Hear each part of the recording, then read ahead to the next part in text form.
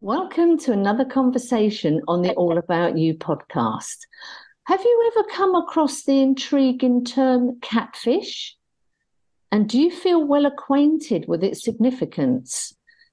Today, we're in for an enlightening session as my guest Savanna joins us to unravel what it is, why should we be aware of it, and to shed light on the proactive measures to dodge its snares.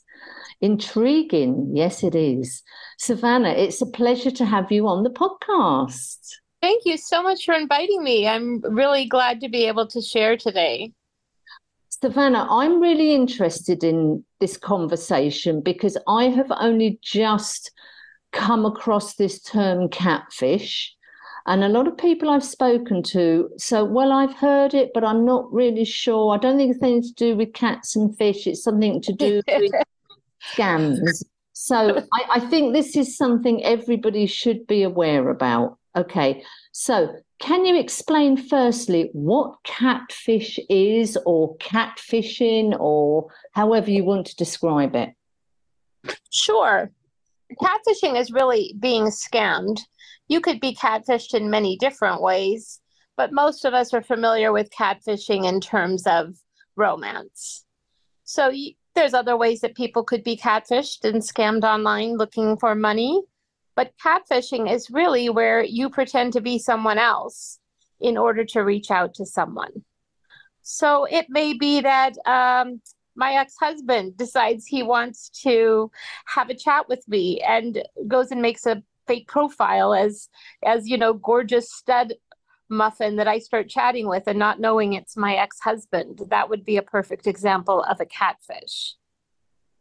Okay, so this is people whose intention is to use a false identity to then get money from people. Yes, really the bottom line of a catfish is generally financial.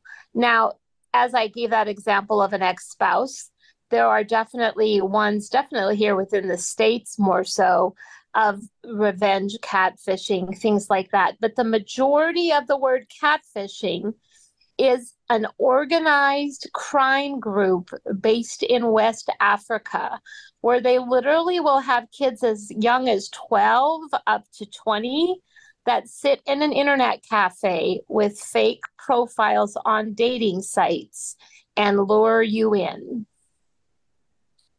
I mean, that sounds absolutely terrifying, that it's young children or young adults in Africa who are doing this. I mean, that is just wrong on so many levels. I learned so much after being catfished myself, and then was able to find out, where the majority is coming from. And perhaps even those young folks are being taken advantage of by a group themselves. So you try to have a little bit more empathy of, the evil person that's catfishing you, that perhaps, they're under pressure also. What people also don't think about is the poor person whose picture was taken.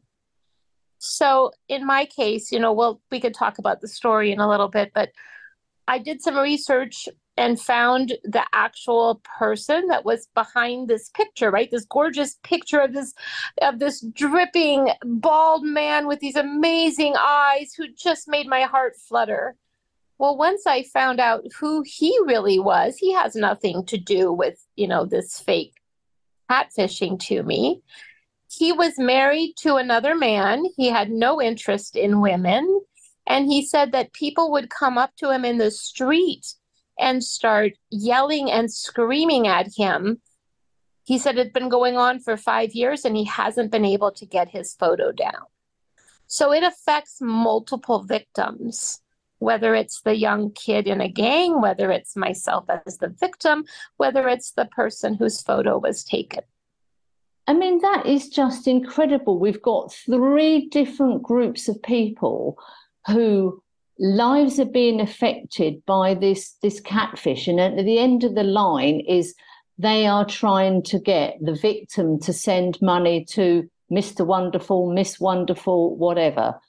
That is, yes. It's just incredible. I mean, I have to say, I have watched a couple of episodes of the Catfish documentary on Netflix in Yes. preparation for this interview.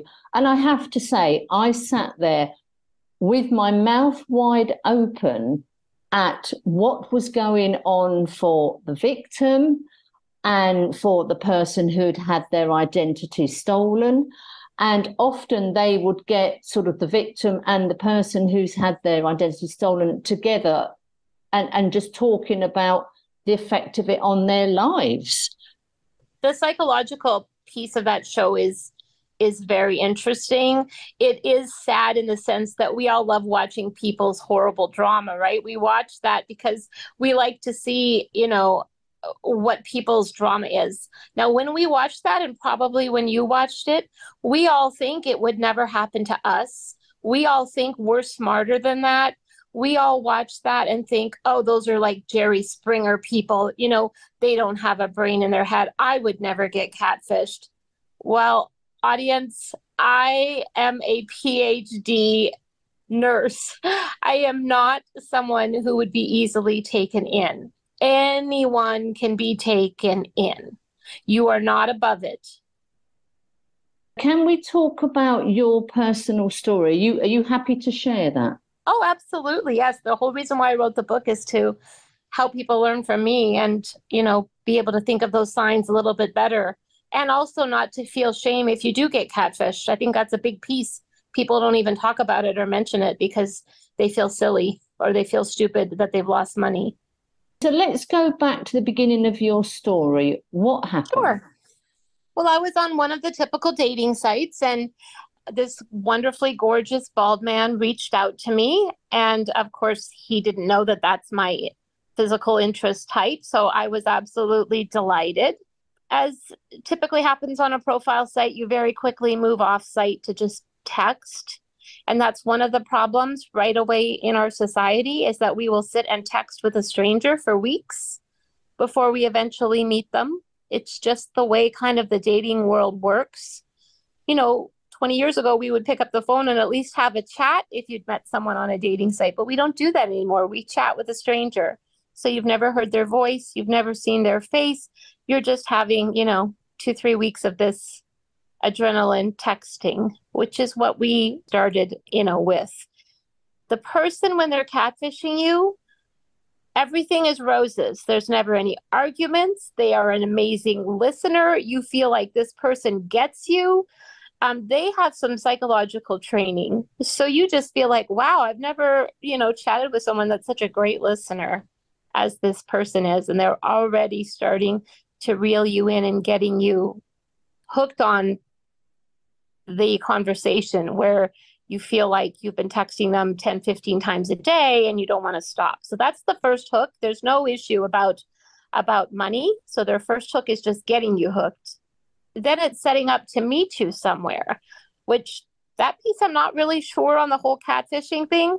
This gentleman in West Africa is picking a restaurant in my area on Google and setting up a date to go out for dinner. And then, of course, standing me up while I sit there like an idiot, having 2 or 3 glasses of wine while he texts me and says, oh, I'm so sorry, I got caught up at work. I don't really know how that plays in because you would think that most of us women would just say, hey, I've been stood up. That's it. I'm done. But he just sweet talked me and, made apologies. So we kept talking anyways. I probably should have at that point said, whether I'm catfished or not, this is somebody who's rude and stood me up. I'm done. Let me go find the next person. But I was having too much fun chatting with him. I think that's the whole point, isn't it? You've built up this really lovely relationship for 3 weeks prior. We all know in reality, people get stuck in traffic. People do get stuck at work. So to be totally honest, that's happened to all of us. And we're like, okay, we feel stupid. I can see how the first time you're like, okay, yeah, it's happened to me. I can understand that the traffic round here is crazy. I can understand how you can let that first time pass. Yeah, you would think, though, that the first time you meet someone that you would put your best face forward. And this restaurant was over an hour away from me.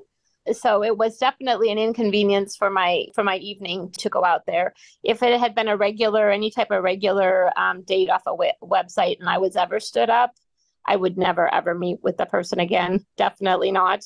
That's, punctuality is really important to me. But he was just so sweet and delightful. I mean, think about all that they went through, sitting there in West Africa in a cafe, finding an Italian restaurant in Baltimore. I mean, just crazy, right? I mean, I guess it's crazy, but with technology, it's very, very easy. I mean, I guess Yeah. in the conversation, it comes up where they are, where you are. Oh, yeah, I Yeah. know that place. So easy to sort of convince somebody you know their location. Yeah. Yeah. And then the red flags start slowly coming in, but you're telling yourself they're not there. You're pushing them down. You're ignoring them because you're so enjoying this conversation that you just don't want it to end. So after I was stood up, I said, you know what? I'd really love to have a web chat or just chat with you for a couple minutes. And he was very reluctant, and we ended up having a audio web chat, but of course the video didn't work, right? So it was an audio, I guess like a Zoom or a Skype kind of thing, but just on audio. It lasted about less than 30 seconds. It was extremely awkward. And I have found that other people may have found that too. When you've been texting someone forever and then you go meet them and have coffee, they're nothing at all like they were texting because they're not behind a screen, and all of a sudden they're extremely, stilted. So I just thought that, but immediately his voice did not sound Norwegian. So this gentleman said that he's from Norway, but lives here in the States and works for a big furniture company, which in fact, he took part of the life of the gentleman with the photo. He also does work for a furniture company. So they stole part of that person's true identity. He sounded African, like my red flag, but I didn't think catfishing. I just thought he doesn't sound right.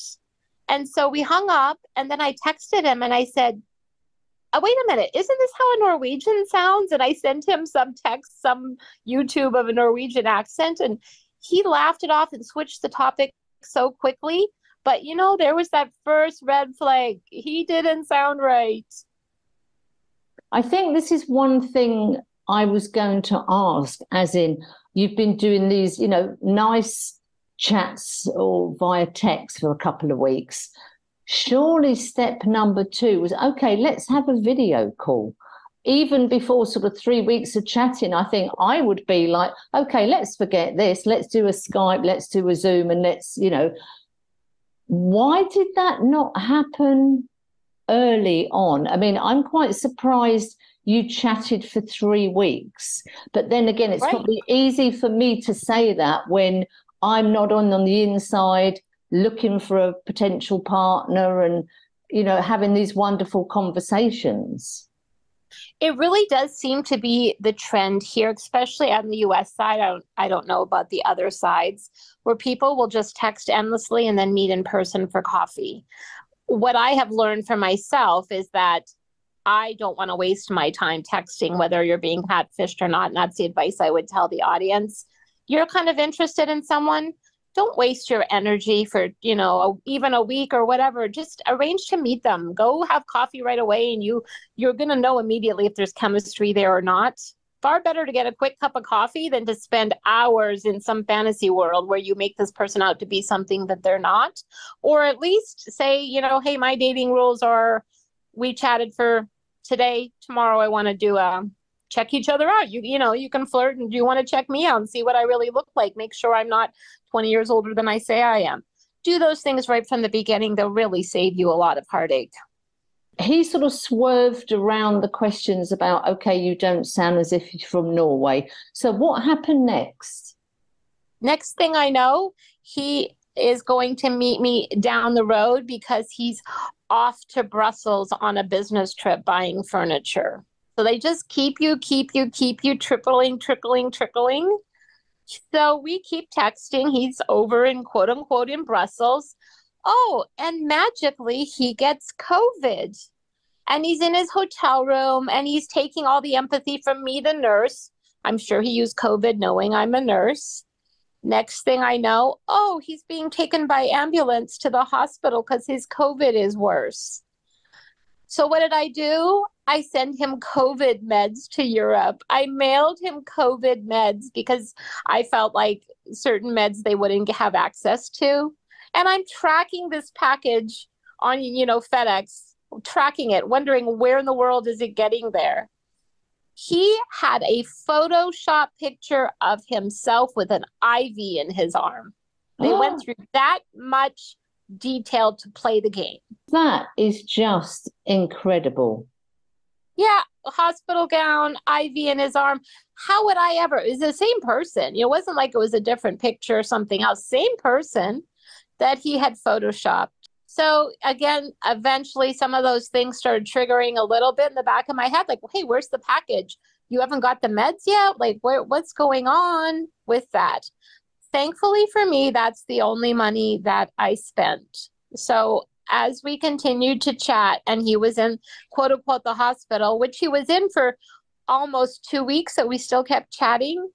Again, when you have COVID, you're not generally in the hospital for 2 weeks. You're either very, very sick very quickly and you're not able to chat, or you're better and you're home. So that, again, is a red flag for a nurse of what is going on. So as we get chatting throughout a couple more weeks and he's in the hospital, then it goes on to, oh, I'm shipping some things home from the trip. And since I've had COVID, do you have a garage I could put them in?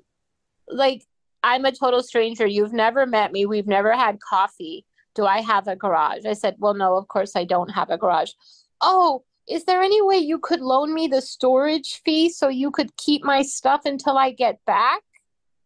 Well, guess what? I'm still so dumb that I did not think I was being catfished. What set off for me was, I don't play that with any man. Like, I'm an independent female. Any guy that would need to ask me for money is immediately off my list. So I was mad and ready to dump this person because of that. Nothing to do with being catfished, because I don't want to date a loser who would need to borrow money from a potential date, right? So I still hadn't figured out that it was actually catfishing. I just thought I had, chatted with a loser. So when you said to him, no, I can't help you out with the marriage with cash to hire a carriage, what happened next? Still, he backed off, still tried to keep chatting tried to keep reeling me in. I'm sure he would have then tried to go for a smaller amount. But at that point, finally, there was enough red flags. And so I did some Googling, and I found, because I'm not tech savvy, I found a great website called Social Catfish. And they have a program on there where you can just plop a picture in from someone's profile. If you're tech savvy and you can do it on Google yourself, go for it. But any profile, before you even chat with someone, reverse search the picture. So you drop it in this app on their website, and you just press go, and you wait and you wait. And oh my goodness, in about 3 minutes, that picture was on over 300 websites. Oh my God. I almost passed out. And many of those were on men, not so nice websites. Oh my God. So this poor man who is totally oblivious, his picture is on God knows what website. Yes, all over. And, once I reached him, he is aware that he's being scammed. He just hasn't figured out how to stop it. So if you take a profile picture on any dating site and go plop it in somewhere, first step, before you even talk with them, before you even send them a message, before you even respond, go and reverse search that picture. I mean, as soon as I saw that, I texted him. I think I even screenshot the picture of all of these websites, screenshot it to him. And before I could even say anything, boom, gone, done, blocked, off, never, he was gone. He was blocked me, like he was gone, poof. Oops, I got caught. I'm a scammer. I'm done. You must have been, thank God, all it cost you financially was the cost of the medication. Yes. Luckily, you didn't send any cash, but you had invested an awful lot of your heart and emotions into this relationship. I mean, that can't have been easy to come to terms with. I'm so glad that you bring that forward and don't just mention as though, like, okay, great, you got off easy, you didn't give any money. I tell people all the time that when that is ripped away from you, whether you finally get smart and block or whether the person takes off because he isn't getting money from you, it feels so. My mom was killed in a horrible car accident. I never got to say goodbye. It felt just like that. And I had only known him a few months because we talked hours and hours every day. And all of a sudden, this person's just gone. You go to your phone 10 times. You go to, oh, I got to share this. Oh, I can't wait to say this. You know how you feel when you've had a loved one pass away. It feels like that. It is horrifically emotionally traumatizing. And if anyone feels that way when that happens, whether it's a catfish or I guess whether, someone ghosts you after you've been talking with them on a dating site, whether there was money or not money involved, it's normal to feel that way. And it's perfectly reasonable and a good thing to go and get some trauma counseling because it is just like going through grief. And to people who haven't gone through this, it might kind of seem like this whole thing is, silly. I watched the show. It's so funny. These people are silly. It isn't. It's very emotionally devastating.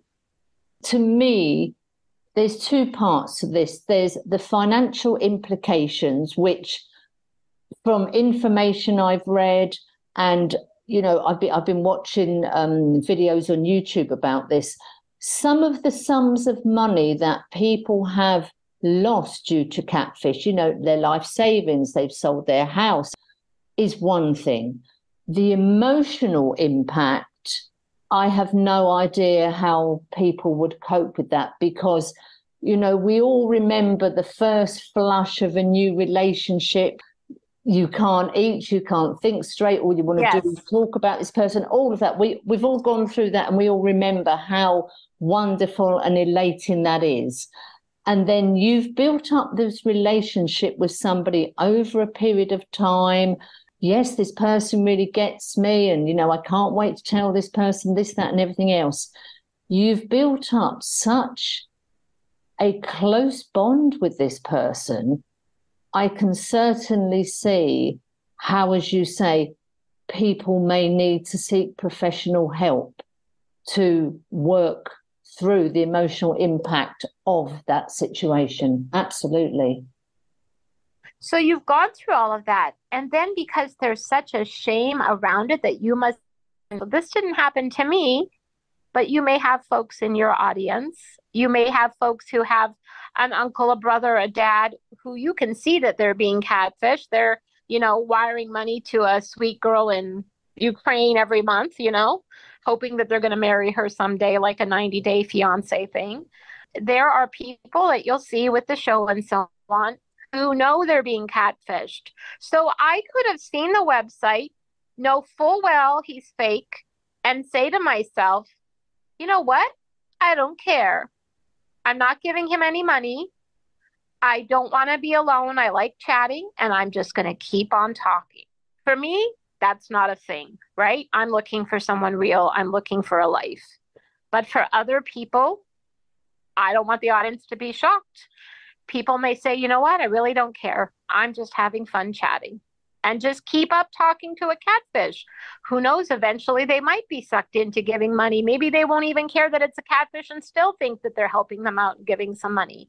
But there's a lot of psychological issues here going on where it's almost like a domestic violence situation that you leave and you break away, right? And then that person misses the abuser because they're alone and they run back to their abuser and it keeps going. Definitely some of that happens in this catfish situation for people that are lonely and isolated. I mean, Savanna, you have written a book about your experience.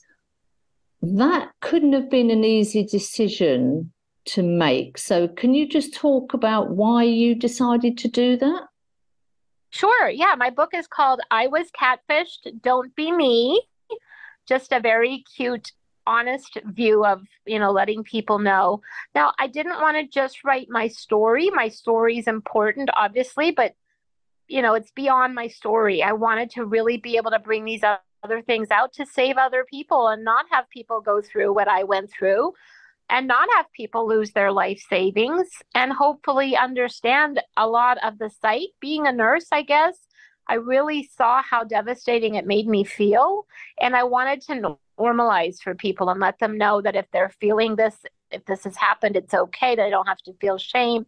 So I guess I didn't feel embarrassed or too vulnerable writing the book because I saw it more as an educational teaching tool to hopefully help a whole lot of other people, or at least help them to go get help and be able to finally break off a catfish, or maybe give the book if you think you have someone in your family that you're trying to help.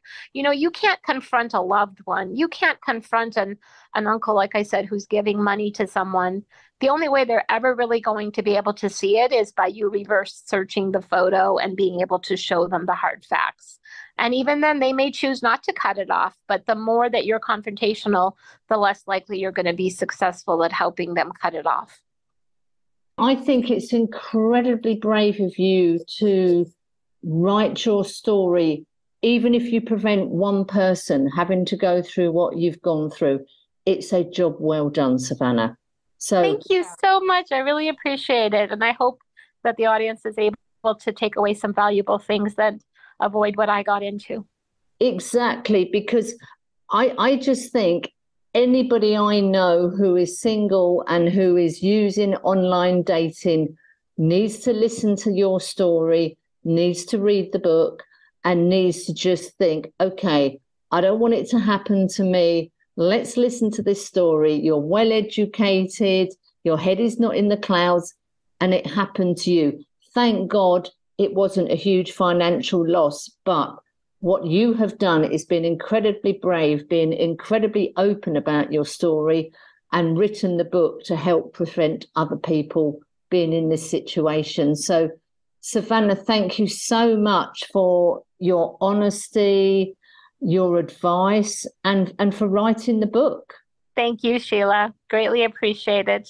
Oh, Savanna, thank you so much. I hope you enjoyed the conversation. Please subscribe on whatever platform you are using. It is free, and if you would like to tell your story, please contact me on allaboutyoupodcast@yahoo.com and let's tell your story.